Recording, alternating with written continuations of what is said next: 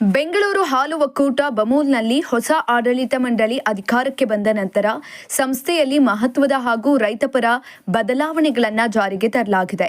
ಮುಂದಿನ ದಿನಗಳಲ್ಲಿ ಬಮೂಲ್ನಲ್ಲಿ ಉದ್ಯೋಗ ನೀಡುವ ವೇಳೆ ಹಾಲು ಉತ್ಪಾದಕರ ಮಕ್ಕಳಿಗೆ ಶೇಕಡಾ 25% ಮೀಸಲಾತಿ ಕಲ್ಪಿಸಲು ತೀರ್ಮಾನಿಸಲಾಗಿದೆ ಅಂತ ಬಮೂಲ್ ಅಧ್ಯಕ್ಷ ಡಿ.ಕೆ. ಸುರೇಶ್ ತಿಳಿಸಿದರು.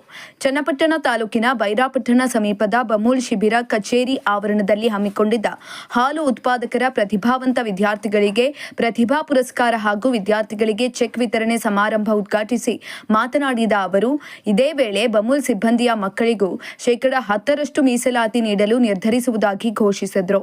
ಕಾರ್ಯಕ್ರಮದಲ್ಲಿ ಶಾಸಕ ಸಿಪಿ ಯೋಗೇಶ್ವರ್ ಮಾತನಾಡಿ, ಡಿ.ಕೆ. ಸುರೇಶ್ ಬಮೂಲ್ ಅಧ್ಯಕ್ಷರಾದ ಬಳಿಕ ಸಂಸ್ಥೆಯಲ್ಲಿ ಸಾಕಷ್ಟು ಕ್ರಾಂತಿಕಾರಿ ಬದಲಾವಣೆಗಳು ಆಗಿವೆ. ಅವರು ಪರಿಣಾಮಕಾರಿಯಾಗಿ ಕಾರ್ಯನಿರ್ವಹಿಸುತ್ತಿದ್ದಾರೆ. ರಾಜ್ಯದಲ್ಲೇ ಹೆಚ್ಚು ಹಾಲು ಉತ್ಪಾದನೆ ಮಾಡುವ ತಾಲೂಕು ನಮ್ಮದು. ರೈತರಿಗೆ ಪೂರಕವಾಗುವ ಹಲವು ಯೋಜನೆಗಳನ್ನು ಬಮೂಲ್ ಜಾರಿಗೆ ತರುತ್ತಿದೆ ಅಂತ ಮೆಚ್ಚುಗೆ ವ್ಯಕ್ತಪಡಿಸಿದರು. ಫೀಡ್ಸ್ ಗುಣಮಟ್ಟದ ಬಗ್ಗೆ ದೂರುಗಳು ಕೇಳಿಬರುತ್ತಿದ್ದು, ಅದನ್ನು ತ್ವರಿತವಾಗಿ ಸರಿಪಡಿಸುವಂತೆ ಮನವಿ ಮಾಡಿದ್ದೇನೆ. ತಾಲೂಕಿನಲ್ಲಿ ಫೀಡ್ಸ್ ಕಾರ್ಖಾನೆ ಸ್ಥಾಪಿಸಿದರೆ ರೈತರಿಗೆ ಹೆಚ್ಚಿನ ಅನುಕೂಲವಾಗಲಿದೆ ಅಂತ ತಿಳಿಸಿದರು. ಇನ್ನು ಬಮೂಲ್ ನಿರ್ದೇಶಕ ಎಸ್. ಲಿಂಗೇಶ್ ಕುಮಾರ್ ಮಾತನಾಡಿ, ಡಿ.ಕೆ. ಸುರೇಶ್ ಅಧ್ಯಕ್ಷರಾದ ಬಳಿಕ ಒಕ್ಕೂಟದಲ್ಲಿ ಸಮಸ್ಯೆಗಳು ಕಡಿಮೆಯಾಗಿವೆ. ತಾಲೂಕಿನ ರೈತರಿಗೆ ಸುಮಾರು 10 ಕೋಟಿ ರೂಪಾಯಿ ಪ್ರೋತ್ಸಾಹಧನ ನೀಡಲಾಗಿದೆ. ಹಾಲು ಸಂಗ್ರಹ ಸೇರಿದಂತೆ ಅನೇಕ ವ್ಯವಸ್ಥೆಗಳು ಆನ್ಲೈನ್ ಆಗಿವೆ. ಅವರು ಕೆಎಂಎಫ್ ಅಧ್ಯಕ್ಷರಾದರೆ ಇನ್ನಷ್ಟು ಅಭಿವೃದ್ಧಿ ಸಾಧ್ಯ ಅಂತ ಅಭಿಪ್ರಾಯಪಟ್ಟರು. ಹಾಲು ಉತ್ಪಾದಕರ ಪ್ರತಿಭಾವಂತ ಮಕ್ಕಳಿಗೆ ಪ್ರತಿಭಾ ಪುರಸ್ಕಾರ ಪ್ರದಾನ ಮಾಡಿ ವಿದ್ಯಾರ್ಥಿಗಳಿಗೆ ಶೈಕ್ಷಣಿಕ ಸಹಾಯಧನದ ಚೆಕ್ಗಳನ್ನು ವಿತರಿಸಿದರು. ಇನ್ನು ಕಾರ್ಯಕ್ರಮದಲ್ಲಿ ಬಮೂಲ್ ಉಪಾಧ್ಯಕ್ಷ ರಾಜಣ್ಣ, ಕರ್ನಾಟಕ ರೇಷ್ಮೆ ಮಾರಾಟ ಮಂಡಳಿ ಅಧ್ಯಕ್ಷ ಎಸ್. ಗಂಗಾಧರ್, ಗ್ಯಾರಂಟಿ ಅನುಷ್ಠಾನ ಸಮಿತಿ ತಾಲೂಕು ಅಧ್ಯಕ್ಷ ಬೋರ್ವೆಲ್ ರಂಗನಾಥ್, ಹಾಪ್ಕಾಮ್ಸ್ ನಿರ್ದೇಶಕ ಪ್ರದೀಪ್ ಕುಮಾರ್, ನಗರಸಭೆ ಅಧ್ಯಕ್ಷ ನಾಗೇಶ್, ಮಾಜಿ ಅಧ್ಯಕ್ಷ ವಾಸಿಲ್ ಅಲಿ ಖಾನ್, ಬ್ಲಾಕ್ ಕಾಂಗ್ರೆಸ್ ಅಧ್ಯಕ್ಷ ಸುನಿಲ್, ಜಿಲ್ಲಾ ಯುವ ಕಾಂಗ್ರೆಸ್ ಅಧ್ಯಕ್ಷ ಚಂದ್ರಸಾಗರ್, ಕಾಂಗ್ರೆಸ್ ಮುಖಂಡ ಕರುಣ್ ಆನಂದ್ ಸೇರಿದಂತೆ ಹಲವರು ಹಾಜರಿದ್ದರು. ಹಾಗೆಯೇ ಅವರ ಅಧ್ಯಕ್ಷ ಆಗ್ತಾನೆ 14 ಕೋಟಿ ನಷ್ಟ ಇದ್ದು ಇವತ್ತು ಸುಮಾರು 10 ತಿಂಗಳಲ್ಲಿ 70 ಕೋಟಿಯಷ್ಟು ಲಾಭ ಮಾಡಿ, ಆ ಲಾಭದಲ್ಲಿ ಸುಮಾರು 50 ಕೋಟಿ ರೂಪಾಯಿನ 2000 ಏಪ್ರಿಲ್ 1, 2025ರಿಂದ ಮಾರ್ಚ್ 26, 31ನೇ ತಾರೀಕು ವರೆಗೂ ಯಾರ್ಯಾರು ಹಾಲು ಹಾಕಿದ್ದಾರೆ ಅವ್ರಿಗೆಲ್ಲ ಸುಮಾರು ಒಕ್ಕೂಟದಲ್ಲಿ 60 ಕೋಟಿ ರೂಪಾಯಿನ ಆದಾಯ ಬಂದಲ್ಲಿ, ಮತ್ತೆ ಯಾರು ಇಡೀ ದೇಶದಲ್ಲಿ ಪ್ರಪಂಚದಲ್ಲಿ ಆದಾಯ ಬಂದದ್ದು ಅವ್ರು ಸ್ವಂತಕ್ಕೆ ಮಾಡಿಕೊಳ್ತಾರೆ ಒಕ್ಕೂಟ ಡೆವಲಪ್ಮೆಂಟ್ಗೆ. ಈಗ ಆದರೂ ಬೇಡ, ಟ್ಯಾಕ್ಸ್ ಕಟ್ಟೋದು ಬೇಡ ಅಂತೇಳಿ ಈ ದಿವಸ ಸುಮಾರು 60 ಕೋಟಿನ ರೈತರ ಅಕೌಂಟ್ ಹಾಕಂತವ್ರು ಈಗಾಗಲೇ ಎಲ್ಲರ ಅಕೌಂಟ್ಗೆ ಹಣ ಹೋಗಿದೆ.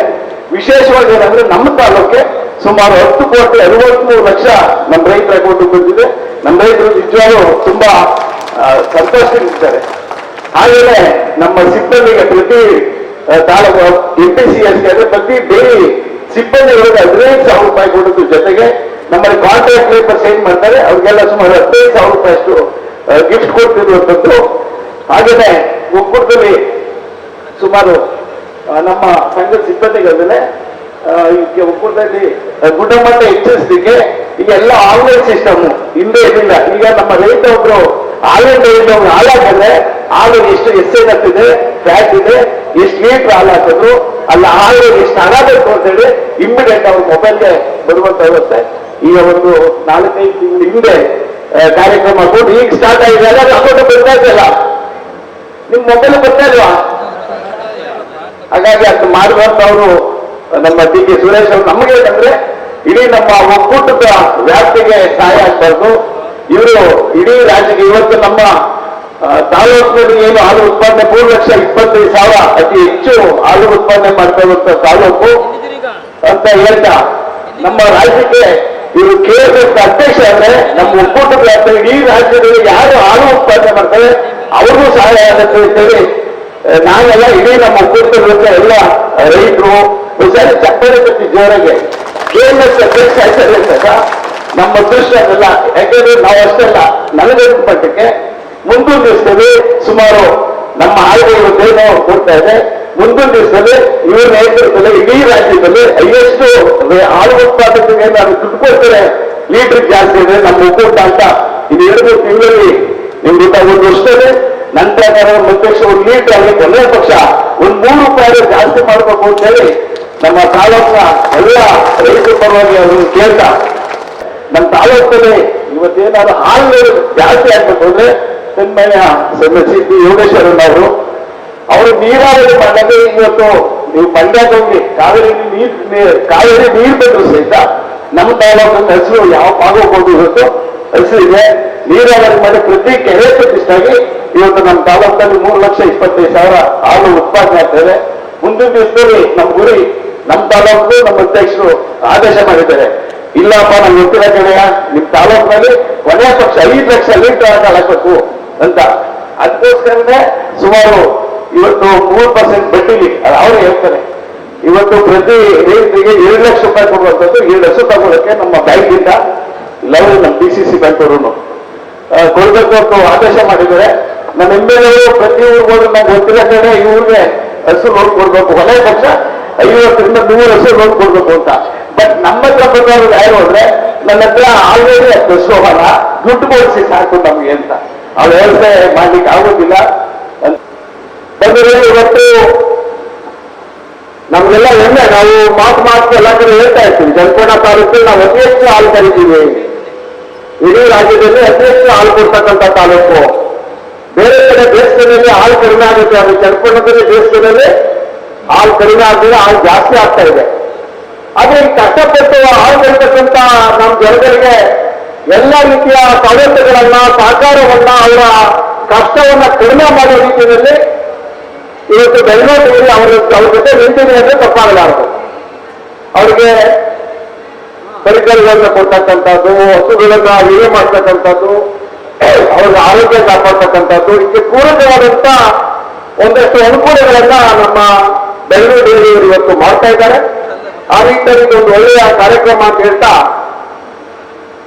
ನಾನು ಸುರೇಶ್ ಅವರಿಗೆ ಈಗ ಮನವಿ ಮಾಡಿಕೊಂಡೆ. ಬಹುಶಃ ತಾಲೂಕಿನಲ್ಲಿ ಅತಿ ಹೆಚ್ಚು ಹಾಲು ಕರೆದಂತವ್ರ ಪೈಕಿನಲ್ಲಿ 2ನೇ ಸ್ಥಾನ ಇರ್ತಕ್ಕಂಥ ನಮ್ಮ ಸಂಕಲಿಗೆ ರಾಜು ಇವತ್ತು 2 ಬ್ಯಾಗಲ್ಲಿ ಸ್ವೀಟ್ಸ್ ತಗೊಂಡ್ಬಂದಿದ್ದ. ಅಣ್ಣ ಸ್ವೀಟ್ಸ್ ಕ್ವಾಲಿಟಿ ಸರಿ ಇಲ್ಲ, ನನಗೆ ಹಾಲು ಚೆನ್ನಾಗಿ ಬರ್ತಾ ಇಲ್ಲ, ದಯವಿಟ್ಟು ಇಟ್ಕೊಂಡು ಪರಿಹಾರ ಕಟ್ಕೋಬೇಕು ಅಂತೇಳಿ ನಾನು ಸುರೇಶ್ ಹತ್ರ ಡಿಸ್ಕಷನ್ ಮಾಡಿದ್ದೀನಿ.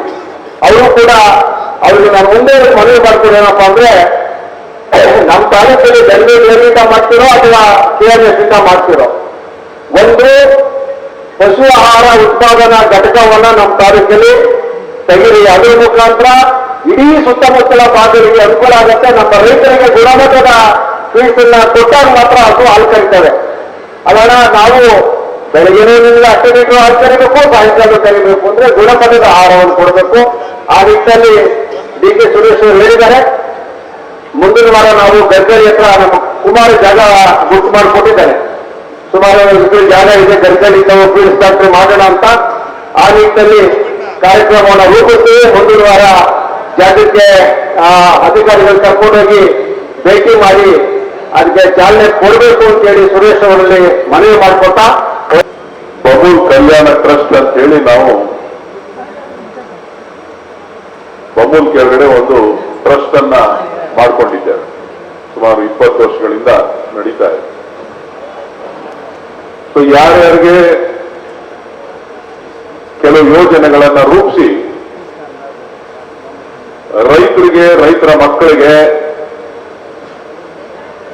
ಆರೋಗ್ಯಕ್ಕೆ ತೊಂದರೆ ಆದಂತ ಯಾರು ಉತ್ಪಾದಕರಿದ್ದಾರೆ ಅವರಿಗೆ ಒಂದಷ್ಟು ಪರಿಹಾರವನ್ನ ಕೊಡ್ತಕ್ಕಂಥದ್ದು, ಯಾರು ಟ್ರೀಟ್ಮೆಂಟ್ಗೆ ಬೇಕು ಅವಶ್ಯಕತೆ ಇದೆ ಅವರಿಗೆ 25,000 ರೂಪಾಯಿವರೆಗೂ ಟ್ರೀಟ್ಮೆಂಟ್ಗೆ ಅವಕಾಶವನ್ನ ಕೊಟ್ಟಿದ್ದೇವೆ. ಬಿಲ್ಸ್ ಅನ್ನ ನಾವು ವಾಪಸ್ ಕೊಡ್ತೇವೆ ಅವರಿಗೆ. ಯಾರಾದ್ರೂ 69 ವರ್ಷದ ಒಳಗಡೆ ನಮ್ಮ ಹಾಲು ಉತ್ಪಾದಕರು ತೀರೋದ್ರೆ ಅವರಿಗೆ 1 ಲಕ್ಷ ರೂಪಾಯಿ ಹಣವನ್ನ ನಾವು ಕೊಡ್ತಾ ಇದ್ದೇವೆ. 69 ವರ್ಷ ಮೇಲ್ಪಟ್ಟು ಯಾರು ತೀರೋಗಿತ್ತು ಅಂತ ಅಂದ್ರೆ ಅವರಿಗೆ 30,000 ರೂಪಾಯಿ ಹಣವನ್ನ ಕೊಡ್ತೇವೆ. ಸೊ ಹೀಗೆ ಒಂದಷ್ಟು ಯೋಜನೆಗಳನ್ನ ರೂಪಿಸಿ ಹಾಲು ಉತ್ಪಾದಕರ ಮಕ್ಕಳು, ಆ ಮಕ್ಕಳಿಗೆ ಪ್ರೋತ್ಸಾಹ ಕೊಡಬೇಕು. ಯಾಕೆಂತಂದ್ರೆ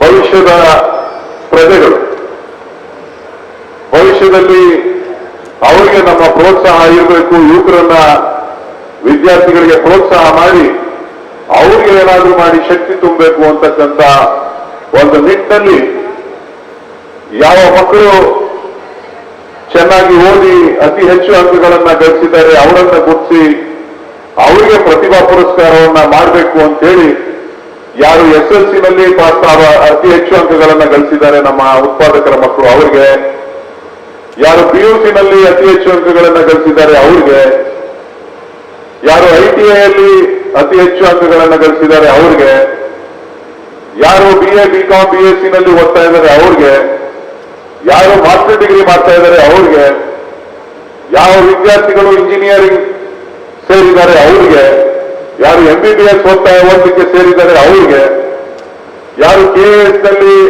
ಪ್ರಿಲಿಮಿನರಿ ಪಾಸ್ ಆಗ್ತಾರೆ ಅಂತವ್ರಿಗೆ, ಯಾರು IAS ಪ್ರಿಲಿಮಿನರಿ ಪಾಸ್ ಆಗ್ತಾರೆ ಅಂತವ್ರಿಗೆ, ಹೀಗೆ ಒಂದಷ್ಟು ಕ್ಯಾಟಗರಿಗಳನ್ನ ಮಾಡಿ ಎಲ್ಲರಿಗೂ ಕೂಡ ಪ್ರೋತ್ಸಾಹವನ್ನ ಕೊಟ್ಟು ರೈತರ ಮಕ್ಕಳನ್ನ ಏನಾದರೂ ಮಾಡಿ ಮೇಲೆ ಮುಂದೆ ತರಬೇಕು ಅಂತಕ್ಕಂಥ ಉದ್ದೇಶವನ್ನ ಇಟ್ಕೊಂಡು ಈ ಕಲ್ಯಾಣ ಟ್ರಸ್ಟ್ ಅನ್ನ ಪ್ರಾರಂಭ ಮಾಡಿ ಇವತ್ತು ವ್ಯಾಪಕವಾಗಿ ಇದನ್ನ ಜನರಿಗೆ ಮನವರಿಕೆ ಮಾಡಿಕೊಳ್ಳುವಂತ, ನಮ್ಮ ರೈತರಿಗೆ, ನಮ್ಮ ಒಕ್ಕೂಟದ ಸದಸ್ಯರುಗಳಿಗೆ ಮನವರಿಕೆ ಮಾಡಿಕೊಳ್ಳುವಂತ ಕೆಲಸ ಕೂಡ ನಾವು ಮಾಡ್ತಾ ಇದ್ದೇವೆ.